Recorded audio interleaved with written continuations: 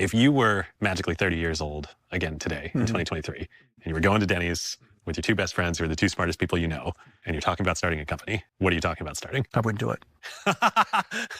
I know. The reason why I wouldn't do it, and it goes back to why it's so hard, is building a company and building a video turned out to have been a million times harder than any of us expected it to be. And at that time, if we realized the pain and suffering and just how vulnerable you're going to feel and the challenges that you're going to endure, the embarrassment and the shame and the list of all the things that go wrong, I don't think anybody would start a company. Nobody in their right mind would do it. And I think that's the superpower of an entrepreneur. They don't know how hard it is. And they only ask themselves, how hard can it be? And to this day, I trick my brain into thinking, how hard can it be? I'm still enjoying myself immensely, and I'm adding a little bit of value, but that's really the trick of an entrepreneur. You have to get yourself to believe that it's not that hard, because it's way harder than you think. And if I go taking all of my knowledge now and I go back and I said, I'm going to endure that whole journey again, I think it's too much. It is just too much.